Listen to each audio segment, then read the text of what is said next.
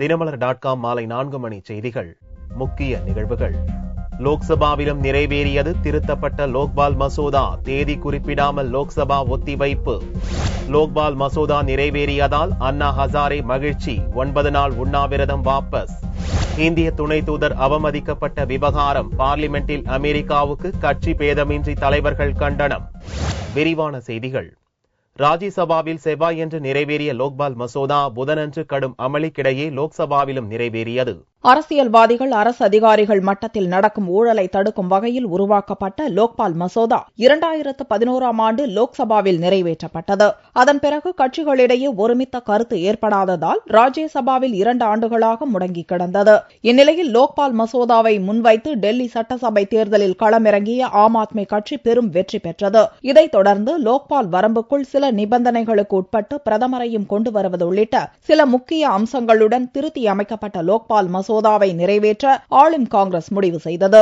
அதற்கு பிரதான எதிர்க்கட்சியான பாரதிய ஜனதாவும் ஒப்புதல் அளித்தது. திருத்தப்பட்ட லோக்பால் மசோதா செவ்வாயன்று ராஜ்யசபாவில் நிறைவேற்றப்பட்டது. இதையடுத்து லோக்சபாவில் புதனன்று இம்மசோதா தாக்கல் செய்யப்பட்டு விவாதத்துக்கு எடுத்துக் கொள்ளப்பட்டது. Establishment of the Lokpal is necessary to strengthen the fight against corruption and ensure accountability of public officials to the people. The Lokpal bill alone is not adequate to fight corruption. We need a comprehensive anti-corruption code in this country. The UPA government has developed a powerful anti-corruption framework consisting of 8 new central laws. Even after the passage of the Lokpal bill, 4 of these laws still remain pending in the Lok Sabha and 2 in the Rajya Sabha. I believe it is our responsibility to complete our unfinished work in our fight against corruption. மசோதாவுக்கு எதிர்ப்பு தெரிவித்து முலாயம் சிங் யாதவின் சமாஜ்வாடி கட்சி வெளிநடப்பு செய்தது. ஒருங்கிணைந்த ஆந்திராவை வலியுறுத்தி தொடர்ந்த சீமாந்திரா எம்பிக்களின் கூச்சல் குழப்பத்துக்கு மத்தியிலும் குரல் ஓட்டெடுப்பு மூலம் லோக்பால் மசோதாவும் நிறைவேற்றப்பட்டன. லோக்பால் மசோதா நிறைவேறியதைத் தொடர்ந்து லோக்சபா தேதி குறிப்பிடப்படாமல் ஒத்திவைக்கப்பட்டது. லோக்பால் மசோதாவை நிறைவேற்ற வலியுறுத்தி மகாராஷ்டிர மாநிலத்தில் சொந்த கிராமத்தில் 9வது நாளாக புதனன்று உண்ணாவிரதம் மேற்கொண்ட காந்தியவாதி அண்ணா ஹசாரே லோக்சபாவில் மசோதா நிறைவேற்றப்பட்டதற்கு பெருமகிழ்ச்சி தெரிவித்தார். சமாஜ்வாடி கட்சி தவிர மற்ற அனைத்து கட்சிகளுக்கும் நன்றி தெரிவிப்பதாக கூறிய ஹசாரே தன்னுடைய உண்ணாவிரத போராட்டத்தை முடித்துக் கொள்வதாக அறிவித்தார். 2 அல்லது 3 மாதங்களில் லோக்பால் மசோதா சட்டமாகும் என்றும் ஹசாரே நம்பிக்கை தெரிவித்தார். இந்திய துணை தூதர் தேவ்யானி கைது செய்யப்பட்ட விவகாரத்தை பார்லிமெண்டில் எழுப்பிய பாரதிய ஜனதா உள்ளிட்ட பல்வேறு கட்சிகளும் அமெரிக்காவுக்கு எதிரான சீற்றத்தை வெளிப்படுத்தினர். அமெரிக்காவில் பணியாற்றும் இந்திய தூதரக அதிகாரி தேவ்யானி கோப்ராகட்டே விசா மோசடி குற்றத்துக்காக கடந்த வாரம் கைது செய்யப்பட்டார். அவரை கைவிலங்கிட்டு கைது செய்த நியூயார்க் போலீசார் நிர்வாணப்படுத்தி சோதனையிட்டதோடு போதை மருந்து குற்றவாளிகளுடன் அடைத்து வைத்து அவமானப்படுத்தியுள்ளனர். அமெரிக்காவின் போக்கை கண்டிக்கும் விதமாக இந்தியாவில் உள்ள அமெரிக்க தூதரகங்கள் தூதரக அதிகாரிகளுக்கு வழங்கப்பட்டு வந்த சலுகைகளை மத்திய அரசு அதிரடியாக திரும்ப பெற்றுக் கொண்டுள்ளது. இந்த விவகாரம் பார்லிமெண்டிலும் அனைத்து கட்சியினர் மத்தியில் கடும் சீற்றத்தை ஏற்படுத்தியது. ராஜ்யசபாவில் பேசிய எதிர்க்கட்சி தலைவர் அருண் ஜேட்லி தேவ்யானியை அமெரிக்க போலீசார் கைது செய்தது ஜெனீவா ஒப்பந்தத்தை மீறும் செயல் என்றார். திமுக எம்பி கனிமொழி பேசுகையில் தேவ்யானியைப் போல இந்தியாவைச் சேர்ந்த பலரும் பல்வேறு நாடுகளில் அவமானப்படுத்தப்பட்டுள்ளதாக கூறினார். தமிழக மீனவர்கள் இலங்கை சிறைகளில் அவதிப்படுவதை சுட்டிக்காட்டி பேசிய கனிமொழி அவர்களை மீட்கால் நம்மால் முடிந்ததா என்று கேள்வி எழுப்பினார். வெளிநாடுகளில் இந்தியர்களை கௌரவமான முறையில் நடத்துவதை உறுதி செய்யும் வகையில் நம்முடைய வெளியுறவு கொள்கையை மாற்றம் செய்ய வேண்டியது அவசியம் என்று கனிமொழி வலியுறுத்தினார். She is going to be insulted. If we continue to allow this, it is going to affect us in many ways, and so we cannot just close our eyes that time and again our leaders have been insulted, have been shabbily treated in airports in many situations by the US and some other countries also, but we have never reacted strongly. This is also reflecting about a true reflection about what has happened in our neighborhood. So many of hundreds of them are languishing in Sri Lankan jails. What have we done about that? We haven't been able to negotiate. We haven't been able to release them. So nobody takes us serious. I think it is a moment for us to sit up and rethink our foreign policies and on how our people are treated and how our citizens are treated all over the world. விவாதத்துக்கு பதிலளித்து வெளியுறவுத்துறை அமைச்சர் சல்மான் குர்ஷித் பேசுகையில் தேவ்யானி சதிவலையில் சிக்க வைக்கப்பட்டுள்ளதாக கூறினார். தேவ்யானியின் கௌரவத்தை பாதுகாப்பது தனது தலையாய கடமை என்றும் சல்மான் குர்ஷித் கூறினார். I think the most important immediate concern is to ensure that no further indignity is inflicted upon the young officer. And we are taking steps to ensure legally whatever is possible that we implement that immediately. In terms of giving a strong, unambiguous, direct message to United States of America, whatever I believe we were supposed to do, we did immediately. லோக்சபாவிலும் இந்த பிரச்சனையை எம்பிக்கள் எழுப்பினர். சமாஜ்வாடி கட்சி உறுப்பினர் சைலேந்திரகுமார் அமெரிக்காவை கண்டித்து தீர்மானம் கொண்டுவர வேண்டும் என்று வலியுறுத்தினார். தேவ்யானியை இழிவுபடுத்தியதற்காக நிபந்தனையற்ற மன்னிப்பு கேட்க வேண்டும் என்ற இந்தியாவின் கோரிக்கையை செவிமடுக்க மறுத்துள்ள அமெரிக்கா கைது மற்றும் தடுப்பு காவல் நடைமுறைகள் தேவயானிக்கும் பொருந்தும் என்று விளக்கம் அளித்துள்ளது. இந்தியாவிலுள்ள அமெரிக்க தூதரகங்களுக்கு வழங்கப்படும் பாதுகாப்பை உறுதிப்படுத்த வேண்டும் எனவும் இந்தியாவை அமெரிக்கா வலியுறுத்தியுள்ளது.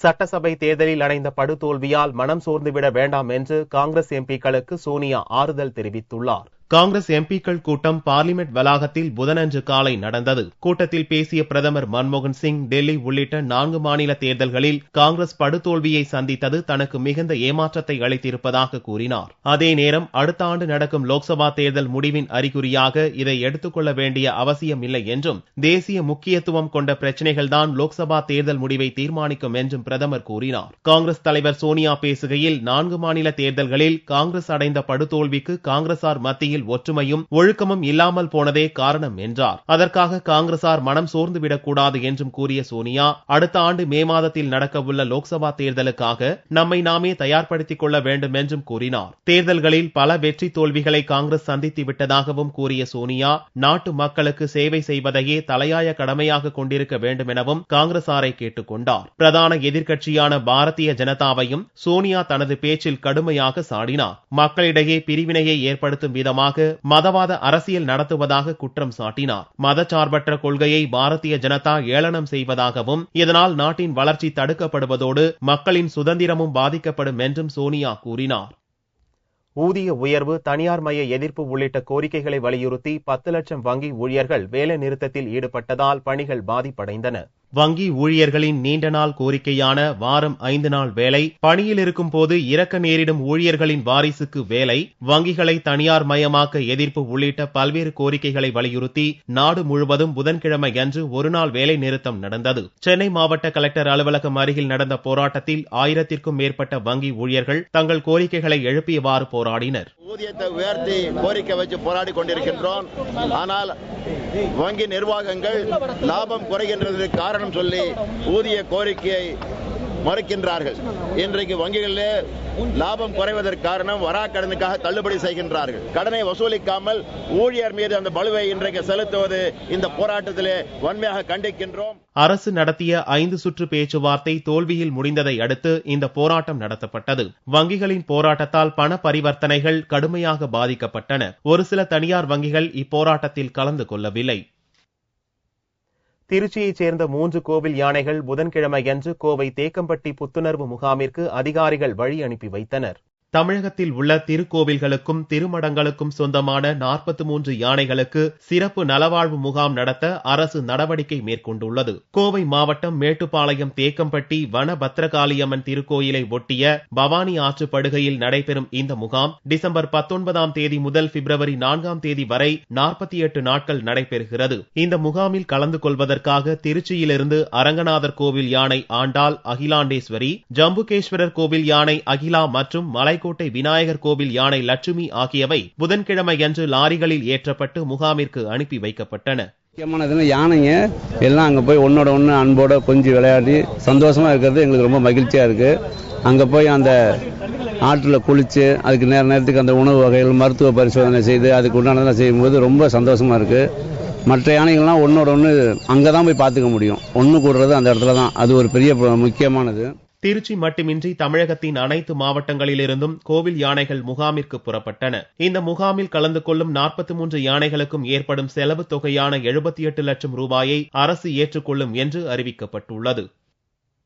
ஆருத்ரா தரிசனத்தை முன்னிட்டு தமிழக சிவாலயங்களில் நடராஜருக்கு சிறப்பு வழிபாடுகள், பூஜைகள் நடத்தப்பட்டன. ஆண்டுதோறும் மார்கழி மாதம் திருவாதிரை தினத்தன்று சிவாலயங்களில் ஆருத்ரா தரிசன விழா நடக்கிறது. இதில் சிதம்பரம் பொற்சபை, மதுரை வெள்ளியம்பலம், திருவாலங்காடு ரத்ன சபை, குற்றாலத்தில் சித்திர சபை, நெல்லையில் தாமிர சபை ஆகிய 5 சபைகளில் சிவன் நடனமாடியுள்ளார். இச்சபைகளில் திருவாதிரை திருவிழா சிறப்பாக கொண்டாடப்படுகிறது. தாமிர சபையான நெல்லையப்பர் கோவிலில் கடந்த 9ஆம் தேதி ஆருத்ர தரிசன விழா கொடியேற்றத்துடன் துவங்கியது. முக்கிய நிகழ்ச்சியான திருவாதிரை ஆருத்ர தரிசன விழா புதன்கிழமையன்று கோலாகலமாக நடந்தது. அதிகாலை 3 மணிக்கு பசு தீபாராதனை நடந்தது. தொடர்ந்து தாமிர சபையில் நடராஜர் திருநடன காட்சியான ஆருத்ரா தரிசனம் நடந்தது. இதில் ஏராளமான பக்தர்கள் கலந்து கொண்டு சுவாமி தரிசனம் செய்தனர்.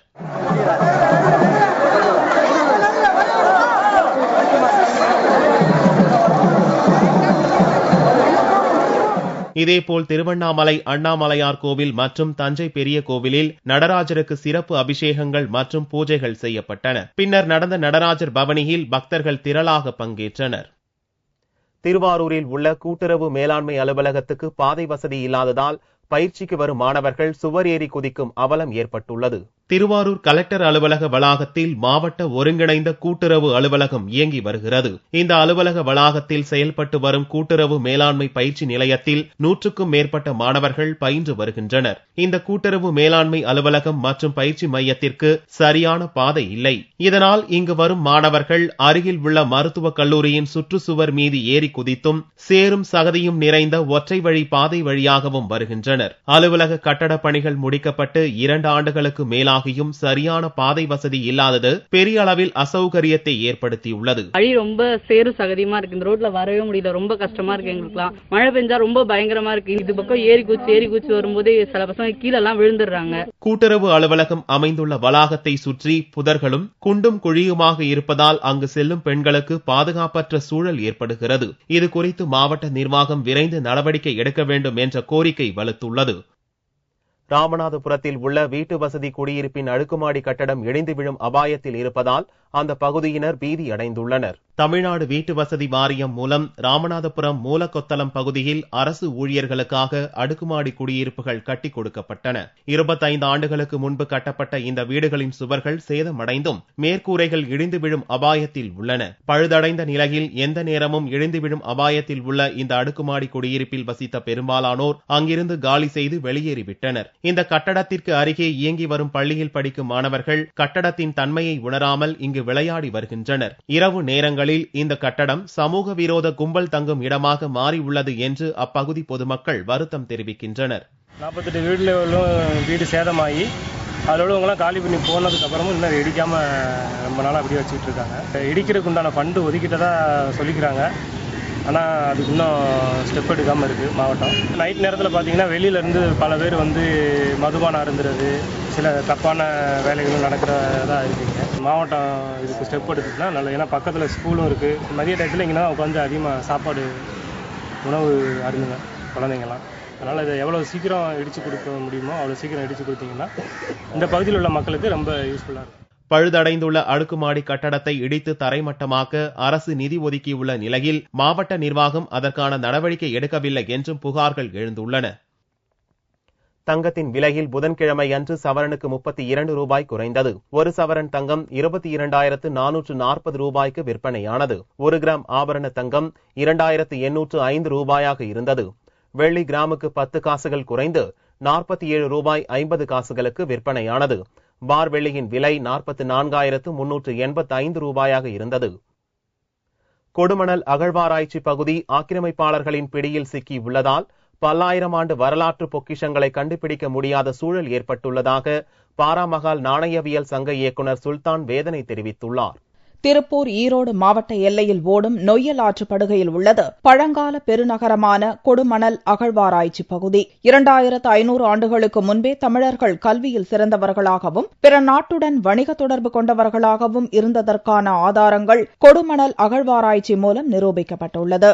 தொல்லியல் துறை கட்டுப்பாட்டில் உள்ள கொடுமணல் பகுதியில் தொல்லியல் துறை, செம்மொழி உயராய்வு மையம் மற்றும் புதுச்சேரி பல்கலைக்கழகம், வரலாற்று பேராசிரியர்கள், அகழ்வாராய்ச்சி பயிலும் மாணவர்கள் தங்கி பழங்கால மனித நாகரிக வாழ்வியல் முறை குறித்து தொடர் ஆராய்ச்சியில் ஈடுபட்டு வருகின்றனர். இங்கு தமிழ் பிராமிய எழுத்து கல்வெட்டுகள், வெள்ளி முத்திரை நாணயங்கள், மண்பாண்டங்கள் உள்ளிட்ட அரிய பொக்கிஷங்கள் கண்டெடுக்கப்பட்டுள்ளன. இங்கு சில தினங்களுக்கு முன்பு சேலம் பாராமகால் நாணயவியல் சங்கத்தினர் அகழ்வாராய்ச்சியில் ஈடுபட்டனர். அப்போது 4000 ஆண்டுகளுக்கு முந்தைய மனித எலும்புக்கூடு கற்படிமானத்தை கண்டுபிடித்தனர். இத்தகைய சிறப்புமிக்க கொடுமணல் அகழ்வாராய்ச்சி பகுதி தற்போது ஆக்கிரமிப்பாளர்களின் பிடியில் சிக்கியுள்ளதால் பல்லாயிரம் ஆண்டு வரலாற்று பொக்கிஷங்களை கண்டுபிடிக்க முடியாத சூழல் ஏற்பட்டுள்ளதாக பாராமகால் நாணயவியல் சங்க இயக்குநர் சுல்தான் தெரிவித்தார். குறைந்தபட்சமாக 150 ஏக்கருக்கு மேற்கொண்ட அந்த பகுதியில் எந்தவிதமான வேலி அமைப்பும் இல்லாமல் விவசாய நிலம் மாற்றிக்கொண்டு இருக்கிறது. மிகவும் வருத்தத்தக்கதாக இருக்கிறது. அது ஆய்வுக்கு பாதிப்பாக இருக்கிறது. இனி வரும் காலகட்டங்களில் அரசாங்கமும் தொல்லியல் துறை முயற்சி எடுத்து அந்த பகுதி மாணவர்களுக்காக ஒதுக்கப்பட்டு ஒரு தொன்மையான அந்த கொடுமணல் பகுதியை பாதுகாக்க வேண்டும். கொடுமணல் நொய்யல் ஆற்றங்கரையில் அமைந்திருந்ததால் பெரும் துறைமுகமாக விளங்கியுள்ளது. இங்கிருந்து ஆற்று வழி போக்குவரத்து மூலம் கரூர் மாவட்டம் அமராவதிக்கும், அங்கிருந்து காவிரி ஆறு போக்குவரத்து மூலம் கடலுக்கு சென்றடைந்து பிற நாடுகளுக்கும் பழங்கால தமிழர்கள் வணிகம் செய்துள்ளனர். இத்தகைய சிறப்புமிக்க கொடுமணல் அகழ்வாராய்ச்சி பகுதியை ஆக்கிரமிப்பாளர்களின் பிடியிலிருந்து பாதுகாக்க வேண்டியது அரசின் கடமை. மீண்டும் செய்திகள் இந்திய நேரப்படி இரவு 8 மணிக்கு. வணக்கம்.